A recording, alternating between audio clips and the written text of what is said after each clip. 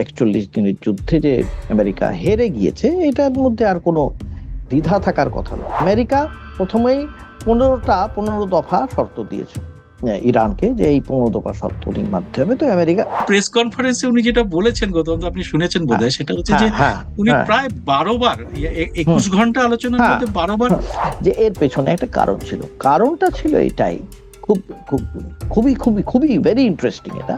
ওরা যে কন্ডিশন আমরা বলেছিলাম, যে কন্ডিশনটা ওরা দিয়েছে, যে ইরান দিয়েছে, যে স্ট্রেট অফ হরমুজ কোন ইন্টারন্যাশনাল ওয়াটারওয়েজ নয়। 70 to যেটা 90 শূন্য ছিল, একদম শূন্য ছিল যেটা। একদম শূন্য ছিল। এই 70 থেকে 90 বিলিয়ন ডলার যদি ওদের রোজগার হয়, ওটা তো ওরা ছাড়বে না ইরান। কারণ কেন ছাড়বে না? এতে আমেরিকার যত না ক্ষতি হবে, তার চেয়ে অনেক বেশি ক্ষতি হবে ইরানের। Iran by this time nuclear যে পাওয়ার, সেটাকে নিজেদের তৈরি করে ফেলবে, করবেই এটা। টার্কি, তুরস্ক, হুম, তারা এই মিটিং ভেস্তে যাওয়ার পরে খুব ভয়ঙ্কর ভাবে হুম, হুম। ইসরায়েলকে আক্রমণ করেছে। ট্রাম্প সেই জন্যেই সঙ্গে সঙ্গে পিছিয়ে এলো, সেই জন্যই বললে, তারপরেই যুদ্ধবিরতির কথাটা এলো। পাকিস্তানের একটা বিরাট লাভ হলো, কিন্তু যুদ্ধটা কিন্তু থামলো না শুধু, এইটুকু বলতে পারি।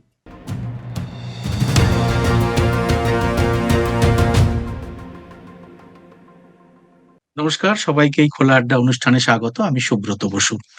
গতকালই আমরা শান্তি বৈঠক নিয়ে আপনাদের কাছে খবর নিয়ে এসেছিলাম এবং তার বিশ্লেষণও নিয়ে এসেছিলাম।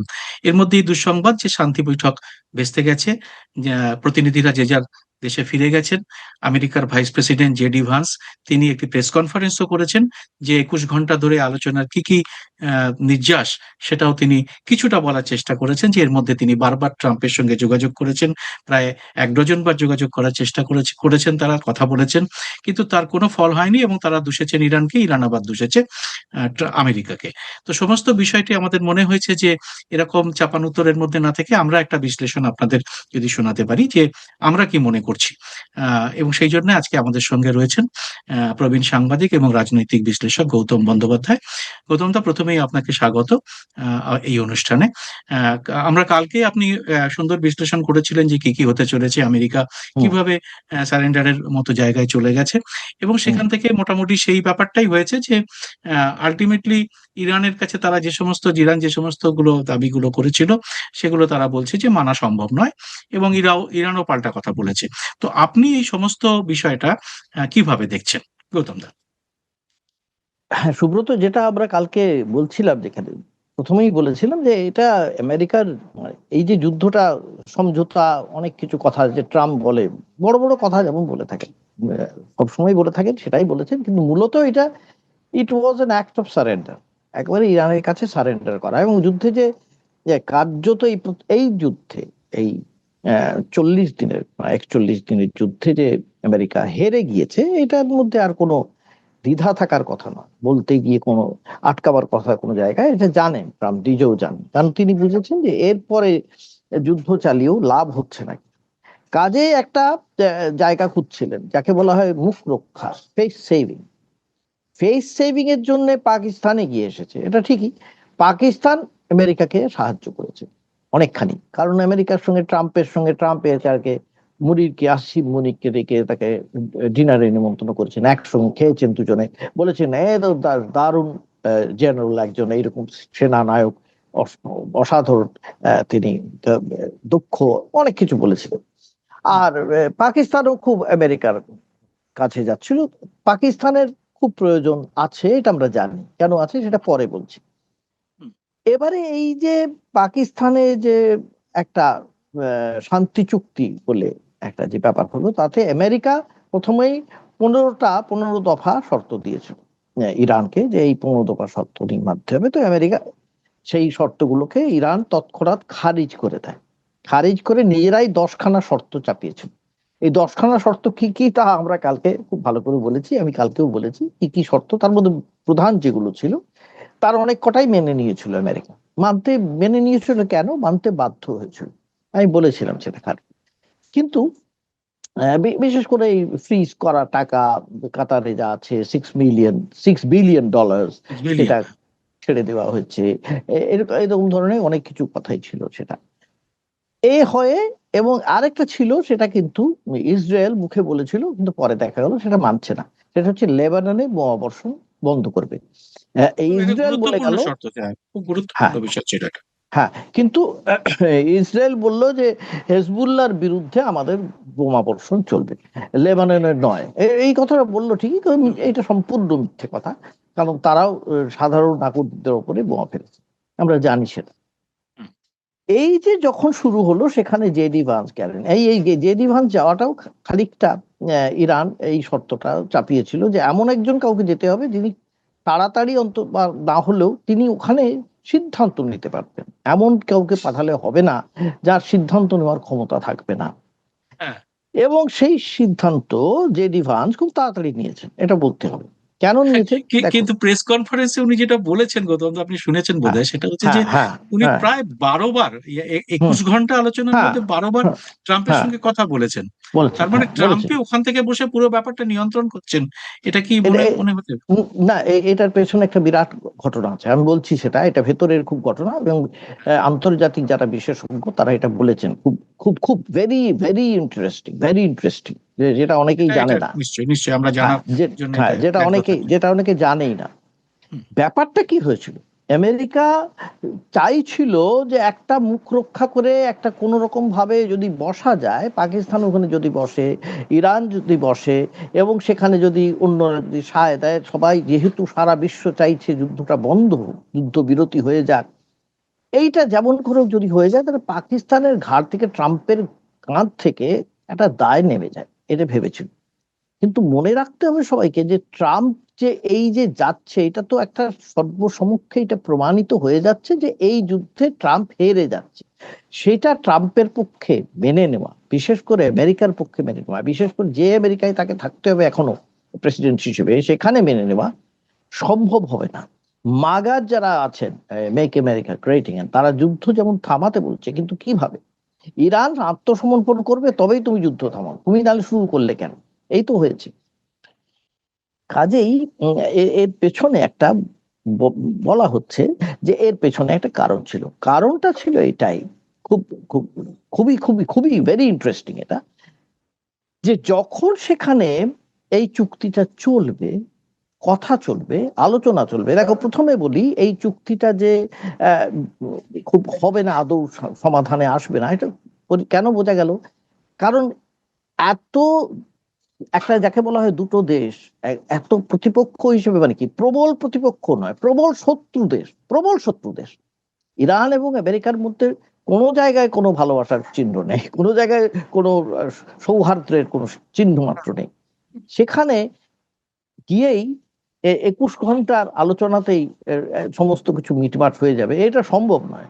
এটা অন্তত কয়েক দফা, বেশ কয়েক দফা আলোচনার কথা, কিন্তু হলো না। ঠিক ঠিক। কারণ ওখানে শুধু মনে রাখবে, জেডি ভান্স যখন কথা বলছেন ট্রাম্পের সঙ্গে, তখন জানা গেছে যে সেখানে আমেরিকা চাইছিল এই সমঝোতা চুক্তির মাঝে হরমুজ, স্ট্রেট অফ হরমুজ দিয়ে দুখানা ডেস্ট্রয়ার পাঠাতে, দুখানা ডেস্ট্রয়ার পাঠাতে চেষ্টা করেছিল আমেরিকা। কিভাবে পাঠাবে? দেখো, এইটা হচ্ছে ভেরি ইন্টারেস্টিং, এটাকে বলা হয় তোমার ইলেকট্রনিক ডিসেপশন।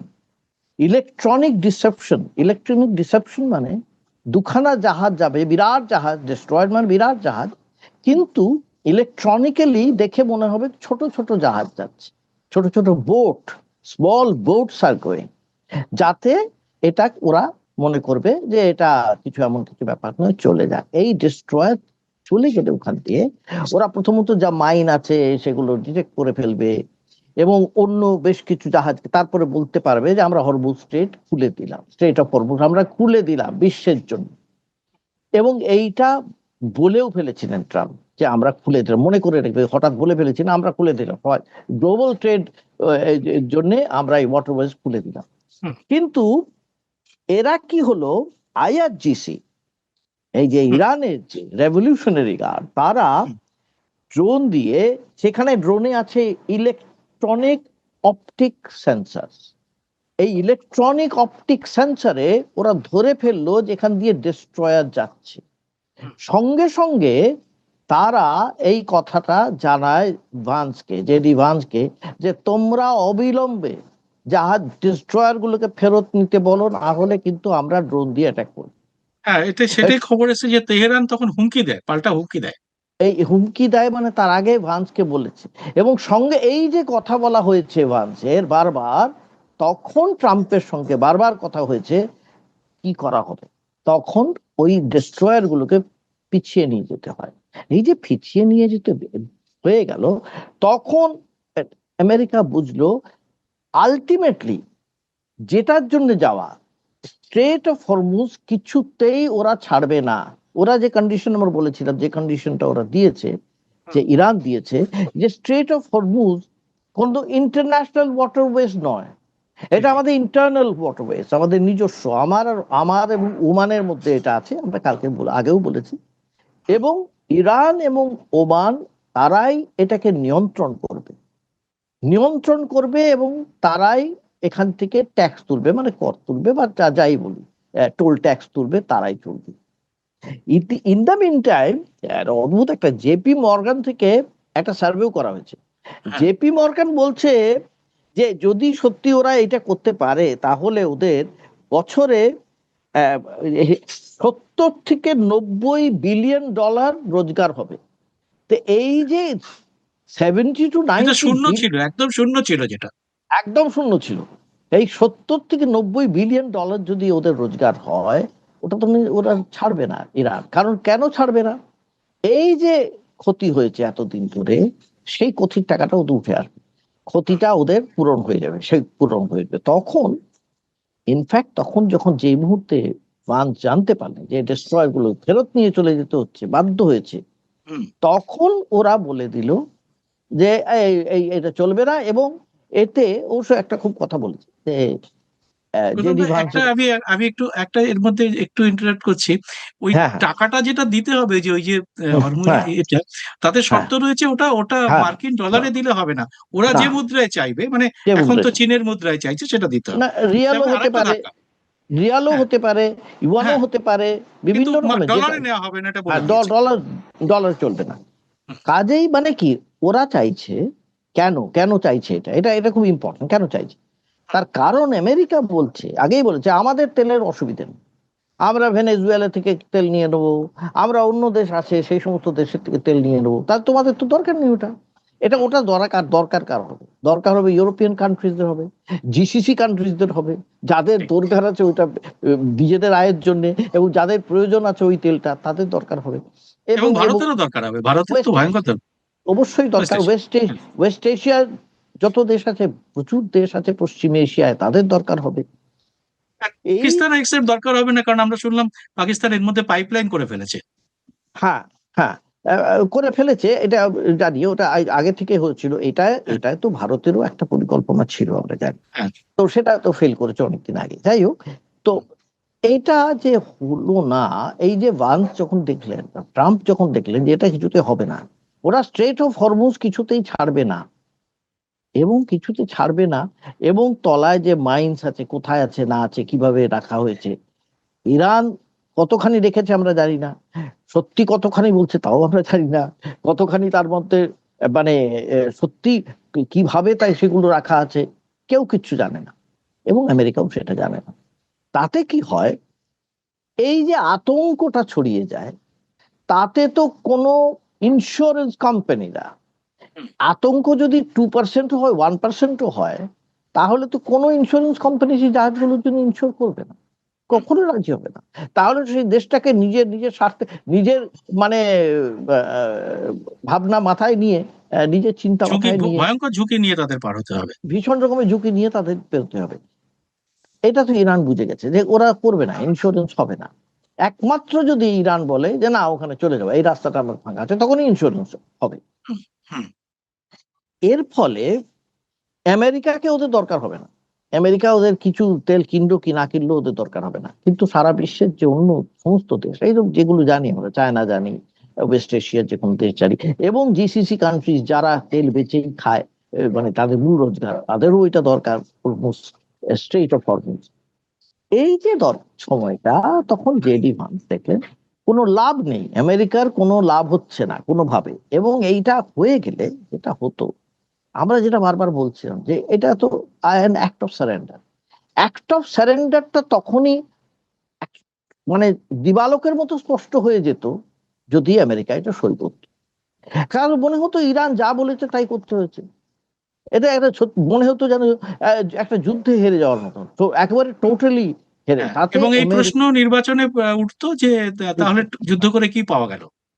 শুধু তাই নয়, আমেরিকার আমেরিকার যে মানুষটা, তারা তো হারতে শেখেনি, তারা ভাবেনি যে আমরা হেরে যাব যুদ্ধে, এটা হতে পারে না। আমরা হচ্ছে তো পৃথিবীর সবচেয়ে উপরের তলার লোক, তা আমরা হেরে যাব কেন? এই যে মানে এই যাকে বলা হয় কাইন্ড অফ দাদাগিরি, এটা তো বদ্ধ হয়ে যাবে, সেটা সহ্য করা সম্ভব ছিল না। কাজেই সঙ্গে সঙ্গে যে ডিমান্ড করলেন, আমরা চললাম। আহ, এতে আমেরিকার যত না ক্ষতি হবে, তার চেয়ে অনেক বেশি ক্ষতি হবে ইরানে। এইটা হলো মূল কথা, সুব্রত, যার জন্যে এই সমস্ত প্রক্রিয়াটা ভেঙে গেল একদম। তবে একটা জিনিস ঠিকই এর মধ্যে দুটো জিনিস বেরিয়ে আসছে, যে যুদ্ধটা থামলো না, যুদ্ধ চলবে। এরপরে কিভাবে চলবে সেটা আমি মানে বলবো পরে, হয়তো একটু পরে, কিন্তু যুদ্ধ চলবে। আরেকটা জিনিস হলো, পাকিস্তান কিন্তু নিজের জায়গাটা খুব মজবুত করে ফেললো আন্তর্জাতিক ক্ষেত্রে। মজবুত এটা করে ফেললো এটা মানে, খুব এটা খুব বড় বড় একটা হ্যাঁ ইয়ে যে, হ্যাঁ হ্যাঁ, এবং আমরা সর্বশেষ যা খবর পেয়েছি সেটা হচ্ছে যে সৌদিতে তারা অলরেডি যুদ্ধ বিমান হুম পাঠিয়ে দিয়েছে পাকিস্তান। হুম হুম। তা, সৌদির সেটা সঙ্গে কার তাদের, হয়ে কাজ। হ্যাঁ, হুম, বলো সৌদির বলো, সঙ্গে তাদের একটা চুক্তিও আছে। আমি সৌদি আছে, একটা হ্যাঁ চুক্তি, সেটাই, সৌদির হ্যাঁ সঙ্গে একটা তাদের ন্যাটো যেরকম একটা দেশ আর একটা দেশের হ্যাঁ সঙ্গে চুক্তি করে রেখেছে হ্যাঁ, ইউরোপিয়ান ইউনিয়নের, হুম, তেমন সৌদির সঙ্গেও পাকিস্তানের চুক্তি আছে। এবং সেটা চুক্তি, ভারতের পক্ষে যথেষ্ট আতঙ্কের, হ্যাঁ। যথেষ্ট আশঙ্কার বলা যেতে পারে। এবার দেখো, পাকিস্তানের আরো খুব লাভ হবে কত। প্রথমত, ওদের দীর্ঘদিন ধরে আইএমএফ থেকে কোনো লোন পাচ্ছে না। এই যে ওরা যে যেটা দেখালো যে আমরা আমেরিকার জন্য বা যুদ্ধ থামাবার জন্য এই চেষ্টা করছি, আমাদের এই প্রয়াস আছে, এতখানি প্রয়াস, আমরা এতখানি চেষ্টা করলাম, ন্যাচারালি আমেরিকা তো এমনিতেই একটু ওদের প্রতি দুর্বল হয়ে আছে, কাজে আমেরিকাও ওই স্যাংশন হ্যানা ত্যানার দিকে যাবে না। এবং আমেরিকাও আইএমএফ কে বলবে যে হ্যাঁ, ওদের টাকাটা ছেড়ে দাও বাপু, ওদের দরকার আছে, সত্যি ওরা পেয়ে যাবে সেটা। ওদের পক্ষে, ওদের যে দেশটা এখন যে অবস্থায় আছে, হতশ্রী অবস্থায়, সেখানে ওদের পক্ষে প্রচন্ড, এটা খুবই লাভ হবে। আরেকটা লাভ হবে, সন্ত্রাসবাদী দেশ হিসেবে ইউনাইটেড নেশনসে কিন্তু যেভাবে কোণঠাসা হয়ে থাকতো পাকিস্তান, এবং ভারত সেখানে একটা ভিন্ন অবস্থায় থাকতে পারত। মনে দেখো, মুম্বাই হামলার পরে মনমোহন সিং কিভাবে পাকিস্তানকে কোণঠাসা করে দিয়েছেন, করে করে দিয়েছিল প্রায়। এক ঘুরে ঘুরে। ঠিক উল্টোটা হয়ে গেল, একেবারে উল্টো হয়ে গেল। পাকিস্তান কিন্তু এখন মাথা উঁচু করে বলবে, আমরাই দেখো, আমরা যুদ্ধের বিরুদ্ধে শান্তিকামী দাঁড়াই, দেশ আমরা আমরা। শান্তিকামী দেশ, আমরা যুদ্ধের বিরুদ্ধে দাঁড়াই। শুধু হ্যাঁ, তাই নয়, শুধু তাই নয়, আফগানিস্তানে ওরা যেভাবে বোমা বর্ষণ করছে বিভিন্ন ভাবে, সেটাও ওরা বলবে আমরা সন্ত্রাসের বিরুদ্ধে লড়ছি। এবং বারবার সেটা এর আগেও বলছে, বালুচিস্তানেও বলে, বালুচিস্তানেও সেই একই একই কথা বলে, এবং সেটা আমেরিকা সেটা সমর্থন করেছে এর আগে, এখন সেটা জোরদার ভাবে করবে। পাকিস্তানের একটা বিরাট লাভ হলো, কিন্তু যুদ্ধটা কিন্তু থামলো না শুধু, এইটুকু বলতে পারি। প্রথম তো একটা প্রশ্ন সবার মনের মধ্যে আসে, সেটা হচ্ছে যে এই যুদ্ধে সব থেকে বেশি যে দুটো দেশের লাভের কথা আমরা বলছিলাম, সেটা হচ্ছে একটি চীন এবং একটি দেশ রাশিয়া। হ্যাঁ, তো এই হুম যে শান্তি চুক্তির পরে যেটা ভেস্তে গেল, এরপরেই ট্রাম্প একটা হুঁশিয়ারি দিয়ে দিয়েছেন চীনকে। সেটা হচ্ছে যে তোমরা অস্ত্র সরবরাহ করলে আমরা দেখে নেব। হুম তা সেটা একটা খুব ভয়ঙ্কর ব্যাপার। আমি এখনো জানি না এখনো চীন কোনো প্রতিক্রিয়া সরকারিভাবে দিয়েছে কিনা এটা। সম্ভবত আমি এখনো পর্যন্ত পাইনি। কিন্তু এইটা যদি হয়, ট্রাম্প একদম সরাসরি চীনকে তো অভিযুক্ত করছে যে হুম। ইরানকে তারাই অস্ত্র সরবরাহ করছে, এবং এটা করলে তিনি চীনকে এবার দেখে নেবেন, চায়নাকে তিনি দেখে নেবেন। তাহলে তো একটা বড় লড়াইয়ের আবার একটা আশঙ্কা দেখা যাচ্ছে, একটা সিঁদুরের মেঘ তো দেখা যাচ্ছে। দেখো সুব্রত, এইটাই বলছিলাম যে ইরানের সঙ্গে যুদ্ধ থেমে গেল, আমেরিকা থামিয়ে দিল, এটা ভাবা মোটেই ঠিক হবে না, এবং ইরান সেটা জানে, খুব ভালো করে জানে। যার জন্য ইরানের একটা কন্ডিশন ছিল, যুদ্ধবিরতি ঠিক আছে, কিন্তু শান্তির জন্য যে চুক্তিটা হবে, শান্তি, চিরস্থায়ী শান্তি, পার্মানেন্ট পিস, সেটার জন্য যেটা করণীয় কারণ ওরা জানতো একটা যদি একটা যুদ্ধবিরতি পরে একটা যদি চুক্তি টুক্তি হয়, ওই ঠিক এই 100 দিন পরে কি 200 দিন পরে কি এক আবার কি বছর, হবে? হ্যাঁ 1 বছর পরে আবার হামলা করবে 4 দশক আমেরিকা। ধরে এটাই চলছে প্রায়। এটা চলছে, হ্যাঁ, এক্স্যাক্টলি এটা চলছে, এটা জানে। সেই জন্য ওরা ওই রেপারেশনের কথা বলেছিল, টাকা ক্ষতিপূরণের কথা বলেছিল, সবই বলেছিল এই জন্য। এখন যেটা হবে, যুদ্ধটা হবে, এখন কি করবে? আমেরিকা একটু সময় পাবে, এটা ফ্যাক্ট। আমেরিকা সময় পাবে, এই সময়টা চাইছে America, is trying to buy time. তাদের সময়ের দরকার আছে, কারণ তাদের যে যে মিসাইল বলি বা যা তৈরি করা হয় বিভিন্ন ভাবে, সেগুলো সময় লাগবে, অনেকখানি সময় লাগবে নিজেদের আবার তৈরি করতে অনেকখানি। এইটা একটা। এবারে যদি যেভাবে ইরান লড়াইটা করছে, ইরান তো যুদ্ধটা শুরু করেনি, ইরান প্রতিহত করেছে, যুদ্ধ প্রতিহত করেছে, ডিফেন্ড করেছে নিজেদের। প্রথম শুরু করেছে ইসরায়েল, ইসরায়েল যুদ্ধটা করেছে, তারপর আমেরিকাকে গিয়ে বলেছে তুমি সামলাও, তুমি এসে সামলাও। তখন আমেরিকা, মনে আছে তোমার নিশ্চয়, একটা D-2 বোমারু বিমান দিয়ে ওখানে হান্না চালিয়ে 3 জায়গায় নিউক্লিয়ার, গত বছর সেটা, হ্যাঁ। হ্যাঁ নিউক্লিয়ার ফেসিলিটিস ওপরে 3 খানা চালিয়ে বললো সব শেষ করে দিয়েছে ওদের। সব যে শেষ করে দেয়নি সে বোঝা গেছে পরে, কারণ এখানে দেখা গেল এনরিচড ইউরেনিয়াম হ্যাঁ, বলেছিল ফেরত দিতে হবে। তো ইরান ওইদিকে ধারে কাছে যায়নি, সেই দিকে কথাই উঠাতে দেয়নি, ও উত্থাপনই করতে দেয়নি। কাজে এটাও আমেরিকার ফেইলিয়ার। আমেরিকা বুঝে গেছে ওদের কাছে এনরিচ ইউরেনিয়াম আছে। বাই দিস টাইম ইরান যে সময়টা পাবে, ইরান কি করবে? Iran by this time nuclear যে পাওয়ার, সেটাকে নিজেদের তৈরি করে ফেলবে, করবেই এটা, যেমন করে হোক ওরা করে ফেলবে। কারণ ওরা জানে আমেরিকার হুমকির কাছে আর কিছু, আমেরিকা তো যুদ্ধ করবে, তা আমাকে নিজেকে তৈরি করে ফেলতে হবে। এবং ওরা যদি, হ্যাঁ, পারমাণবিক শক্তি, মানে পারমাণবিক শক্তি ওদের চলে আসে, তখন আমেরিকা কি করবে? সেই বিভিন্ন যুদ্ধ রিপোর্ট বলছে যে এখন যা ওদের কাছে অবস্থা, যে তাদের শক্তি, তাতে ইচ্ছে করলে ওরা 7 দিনের মধ্যে একাধিক পরমাণু অস্ত্র বানিয়ে ফেলতে পারে ইরান। বাঁচবে হুম। পারে। এবং দেখো এবং তার চেয়ে উত্তর কোরিয়া বলেছে বিভিন্ন রকম সাহায্য করবে, আর উত্তর হুম। কোরিয়া যে কোনো সময় করতেই পারে, না করারও কিছু নেই। সেও উত্তর পরমাণু শক্তিধর দেশ। তাহলে এই যদি পরমাণু শক্তিধর দেশ হয়ে যায় ইরান, তখন আমেরিকা কি এত চোখ রাঙিয়ে কথা বলতে পারবে? পারবে না, আমার তো মনে হয় না পারবে, আদৌ পারবে না, মনে হয় না পারবে না। কারণ ইসরায়েল যদি কিছু করে, তখন ইরান তখন ইসরায়েলের উপরে সেই একই রকম হানা আঘাত করবে, ছাড়বে না।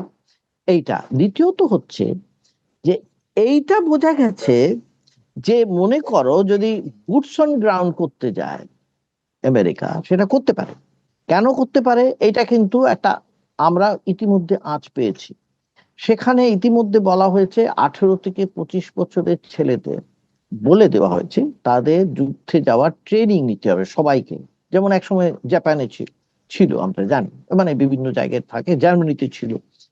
এটা করবার ওরা ইতিমধ্যে আমেরিকায় বলেছে। কাজেই কিন্তু এই যে দেশের লোককে, দেশের নাগরিকরে, নিজের দেশের নাগরিককে এরকম, মানে মানে কি বলবো, আগুনের মধ্যে ঠেলে দেওয়া, এটা কতদিন সহ্য করবে আমেরিকার লোকেরা, আমেরিকার নাগরিকরা কতদিন সহ্য করবে?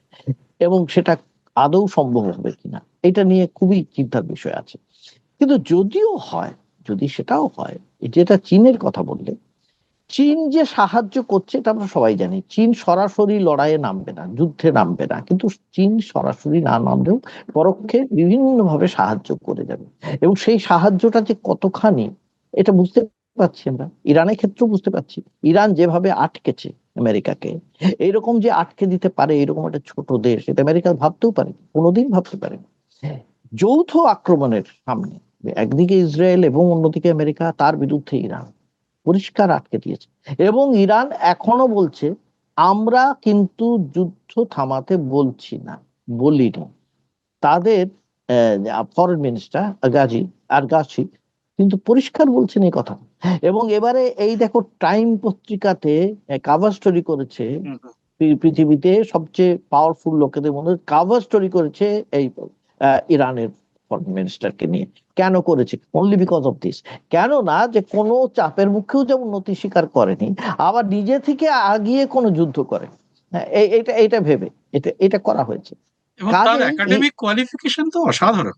ভীষণ, হ্যাঁ, দীর্ঘদিনের অভিজ্ঞতা ছাড়াও দীর্ঘ, একাডেমিক কোয়ালিফিকেশন অসাধারণ। হ্যাঁ, তো তার ইন্টারভিউ তিনি পরিষ্কার বললেন, আমরা তো যুদ্ধ বন্ধ করতে চাই, আমরা তো বলিনি যুদ্ধ বন্ধ করো, আমরা তো একবারও বলিনি আমেরিকাকে তুমি যুদ্ধ চালিয়েছো চালাও, আমরা তো যুদ্ধ চলছে চলবে, আমরা নিজেদের ডিফেন্ড করব, আমাদের সে শক্তি আছে।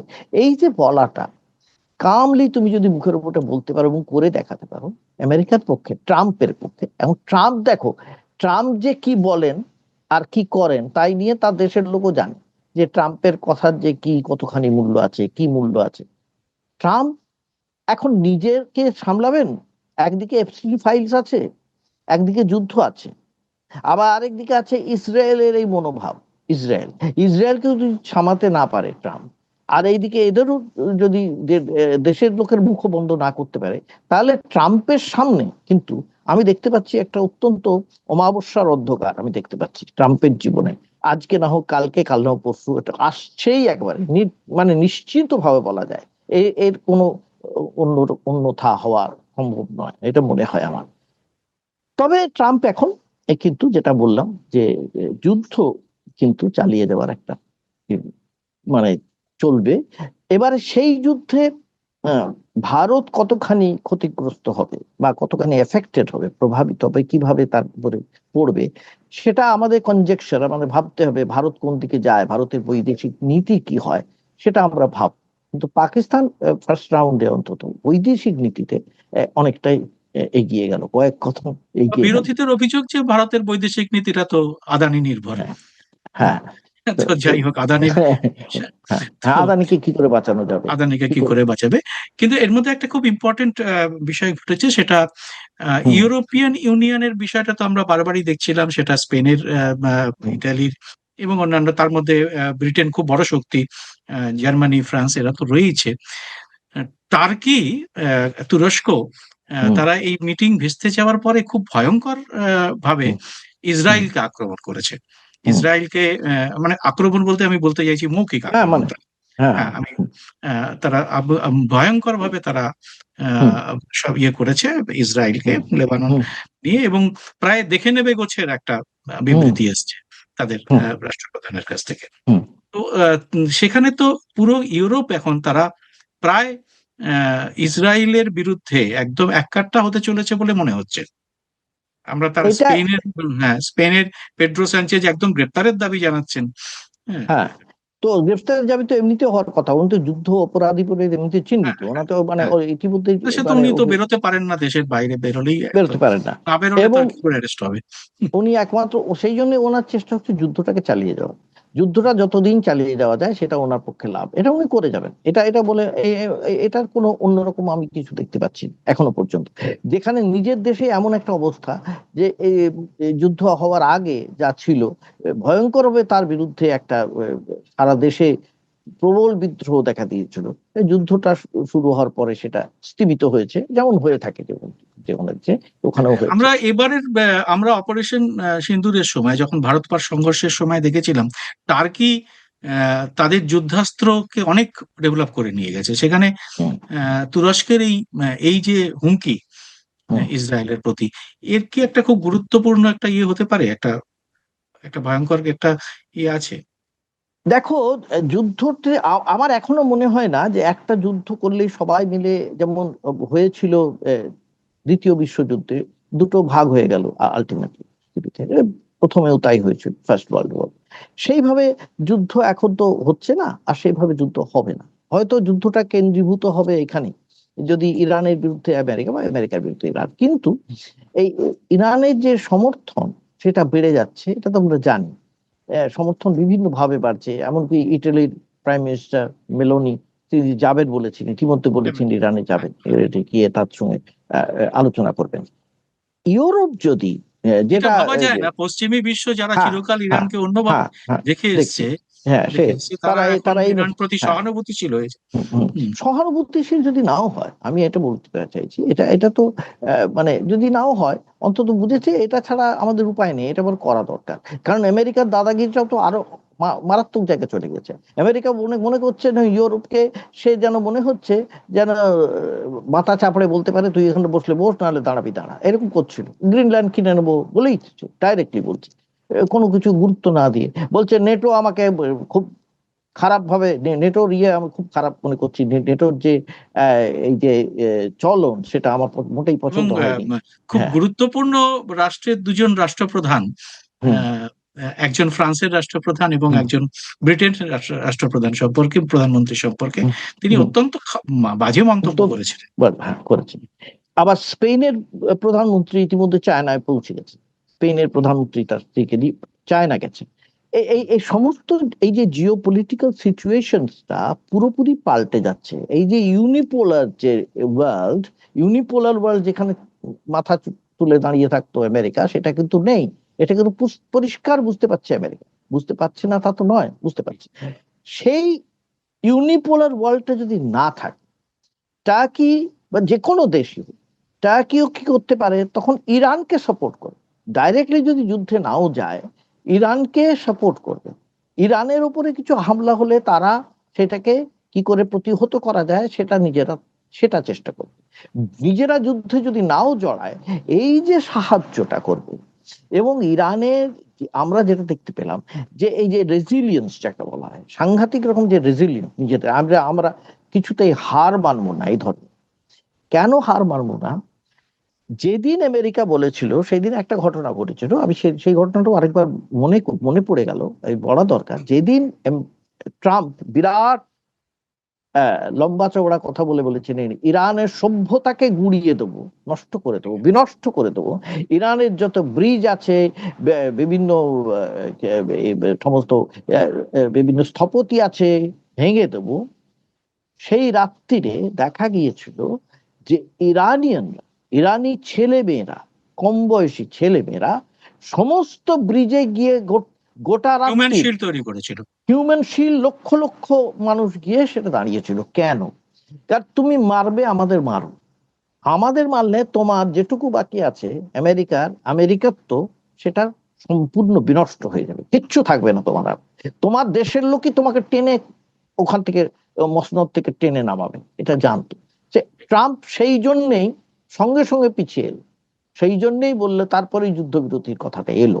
কারণ ট্রাম্প বুঝে গেল এটা ইরাক ছিল না, যে ইরাকে যা বলবো একদমই তাই। ভেঙে যাবে। কি এটা ভেনেজুয়েলা হলো না, ভেনেজুয়েলা হবে না, এটা বুঝে গেল। সেটা ইরান সম্পর্কে ধারণা ছিল না। এত পুরনো একটা সিভিলাইজেশন, সেই সিভিলাইজেশনকে আঘাত করতে গেলে তাতে একটা লেগেসি থাকে। এই যে লেগেসি, ঠিকই, উত্তরাধিকার থাকে। লেগাসিটা খুবই, এই এবং এই লেগেসিটা তো লেগাসিটার বারবার উদাহরণ পাচ্ছি আমরা। হুম। ইসরায়েল এবং আমেরিকান সৈন্যরা তাদের হুম। হাসপাতাল গুঁড়িয়ে দিচ্ছে, যেটা যুদ্ধে একদমই হুম। অমানবিক। হুম। বাচ্চাদের স্কুলে মারছে, হুম। হুম। তাদের গবেষণাগারগুলোকে ধ্বংস করছে, হুম। বিশ্ববিদ্যালয় ধ্বংস করছে। হুম। ঠিক উল্টো দিকে ইরান কিন্তু একটাও তা করেনি।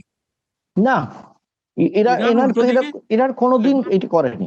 মধ্যপ্রাচ্যে যেখানে যেখানে আমেরিকান ঘাঁটি আছে, সেখানে হুম। তারা হামলা চালিয়েছে, কিন্তু তারা হুম। কখনো কোনো হাসপাতাল বা অন্যান্য ইয়েতে, এবং সেটা তারা বলছেও যে আমরা এটা করবো না। হ্যাঁ, এবং এই আরেকটা জিনিসও আমি দেখেছি, এটা এটা তুমি লক্ষ্য করে দেখবে যে এটা সভ্যতার অন্তত একটা পরিচয় তারা দিয়ে চলেছে, পরিচয় যুদ্ধের এরকম একটা পরিস্থিতির মধ্যেও। না, আরেকটা পাশ্চাত্য সভ্যতা, যেটাকে পাশ্চাত্য সভ্যতা আমরা বলে থাকি আমেরিকায়, আসলে মূলত ইউরোপিয়ান, তারপরে যে ঠিক আছে আমেরিকা কোন ধরে নিলাম একই ভাবে, তারা বরাবরই এই যে ইসলামোফোবিয়ায় ভুগে থাকে। ইসলামোফোবিয়া মানে ইসলামের যারাই আছে তারাই টেররিস্ট, এরকম। এটা সারা পৃথিবীতে এরকম একটা প্রচার করা হয়। এতে কিন্তু ঠিক উল্টোটা হলো। এটা মনে হচ্ছে যেন আমেরিকাই টেররিস্ট, বিশেষ করে ইসরায়েল টেররিস্টের মতো কাজ করছে। এক্স্যাক্টলি যেভাবে সে সাধারণ মানুষের উপরে আঘাত করেছে। হামাস করেছিল যতটা, প্রথমবারে অন্যায় করেছিল, কিন্তু ওরা তো হামাসকে কিছু করতে পারে, করেও। ওরা করেছে সাধারণ মানুষের উপর, সাধারণ মানুষ। একেবারে সাধারণ নর নারী, শিশু, হাসপাতাল, স্কুল। এখন লেবাননেও ঠিক তাই হচ্ছে, এখন লেবাননেও ঠিক সেই কাণ্ডটা হচ্ছে। ঠিক তাই। তাহলে কাকে টেররিস্ট বলবো? Who is the terrorist? এই তো কাইন্ড অফ টেররিজম, আর কিচ্ছু তাছাড়া না। আর কেন বলতে যাব না? এইরকম ভাবে যদি মানুষকে মেরে ফেলা, জেনোসাইড কি টেররিজম নয়? Genocide is also an act of terrorism, আমি মনে করি সেটা। এইটা কিন্তু, তবে এটাও ঠিকই আমি দেখেছি, এত কাণ্ডের পরেও কিন্তু দেখো, লক্ষ্য করার দরকার যে সারা পৃথিবীতে এখনো কিন্তু যুদ্ধ বিরোধী একটা মনোভাব কাজ করছে। কেউই নিজেরা সরাসরি যুদ্ধে জড়াচ্ছে না এখনো পর্যন্ত। এইটা হয়েছে, এই জিনিসটা এটা খুব এটা লক্ষণীয়, এবং সমর্থনটা বাড়ছে যে যুদ্ধের বিরুদ্ধে সমর্থন জাপানে বাড়ছে। একটা খুব বড় আন্দোলন দেখলাম আমি, হুম, যে হুম, হয়েছে যে হুম, ট্রাম্পের বিরুদ্ধে হ্যাঁ, সরকারের ইয়েতে, জাপান হুম, সরকারের ইয়েতে। হ্যাঁ, তার হ্যাঁ, কারণ বড় যে ওখানে জাপানিজ প্রাইম মিনিস্টার সেটাও তো হুম, ট্রাম্পের খুব ফেভারিট লোক, মানে ট্রাম্প তো হ্যাঁ, খুব তাকে মিত্র একদম। পাশে বসিয়েই তাকে যা তা বললেন, আর তাকে হুম, পাশে বসিয়েই তো যা তা বলেছেন, হুম, চোখের সামনে তিনি হজম করেছেন। এখন তিনি এক্সট্রিম রাইটিস্ট, এবং ট্রাম্প বলছেন করেছেন, কিন্তু দেশের লোকের পক্ষে তো সেটা সম্ভব হয় না মেনে মেনে নেওয়া নেওয়া। আসলে। হ্যাঁ, সেই যে কাজে দেশের লোকের কাছে সেই আঘাতটা, সেই অপমানটা তো গায়ে লাগে। আমাদের দেশেও যেরকম, আমরা যতই বলে থাকি, অন্ধভক্তরা অনেক কিছু সোশ্যাল মিডিয়ায় হ্যানা তেরা বলে, কিন্তু এই ব্যাপারে চুপ করে থাকে, চুপ করে থাকতে বাধ্য হয় এই জন্য যে আমেরিকা যা বলছে তাই শুনছে আমাদের দেশের প্রধানমন্ত্রী, মনে হচ্ছে অ্যাপারেন্টলি। আমরা কি দেখতে পাচ্ছি, উনি কথা বলছে না, চুপ করে থাকছে, কিন্তু হচ্ছে তাই। ট্রাম্প যেটা বলছেন আমরা সেটা শুনতে চাচ্ছি, শুনছি কেন, ওয়াই? এইটা কিন্তু ভেতর ভেতর কাজ করছে অনেকের মধ্যে করে। কিন্তু আমাদের দেশে আমরা যতক্ষণ না খুব বেশি এক্সট্রিম একটা কিছুতে, যেহেতু আমরা সরাসরি যুদ্ধের মধ্যে নেইও, সেই জন্য আমাদের দেশে অতটা হয়তো এই এরকম মানে যাকে বলা হয় প্রতিক্রিয়া দেখতে পাইনি, কিন্তু অন্য দেশগুলো সেটা দেখেছি। তবে এটা ঠিকই, যুদ্ধটা যদি চলে সেটা কিন্তু এই সামগ্রিকভাবে মোটেই একেবারে সুখকর নয়। এখন ভবিষ্যতের দিকে তাকিয়ে দেখতে হবে কোন দিকে এগোচ্ছে সারা বিশ্ব। সুব্রত। ধন্যবাদ গৌতম দা। আমরা আজকে বেশ অনেকক্ষণ ধরে আলোচনা করলাম, এবং খুব সুন্দর আপনি নানা রকম তথ্য দিয়ে বিশ্লেষণ করলেন যে শান্তি বৈঠক ভেস্তে যাওয়ার পেছনে কি কি কারণ আছে, এবং জিও পলিটিক্যাল যে অবস্থা সারা বিশ্বের এই মুহূর্তে, সেটা কোন পথে চলেছে। এবং সর্বশেষ যে কথাটা আপনি বললেন যে আমাদের লক্ষ্য রাখতে হবে এখন কি অবস্থা, এবং কিন্তু সবাই আমরা চাইবো যাতে এরকম যুদ্ধ যাতে আর না ঘটে, আর এরকম মৃত্যু, এরকম অন্যায়ভাবে মানুষের জেনোসাইড যেন না ঘটে। গৌতম দা, আপনাকে অনেক ধন্যবাদ। যারা আপনাদের সঙ্গে এতক্ষণ রইলেন তাদের সবাইকে অনেক ধন্যবাদ, এবং সেই সঙ্গে একটা আবেদন এবং আপনাদের কাছে অনুরোধ থাকবে যে আমাদের এই চ্যানেলটিকে আপনারা অবশ্যই সাবস্ক্রাইব করে নোটিফিকেশন বেলটি চালু করে রাখবেন, আমাদের এই চ্যানেলটা এবং গৌতম ব্যানার্জি অফিসিয়াল। সবাইকে ধন্যবাদ এবং নমস্কার। স্বাধীন সাংবাদিকতার পাশে থাকার জন্য চ্যানেলটি সাবস্ক্রাইব করে নোটিফিকেশন বেলটি অবশ্যই চালু করে রাখুন।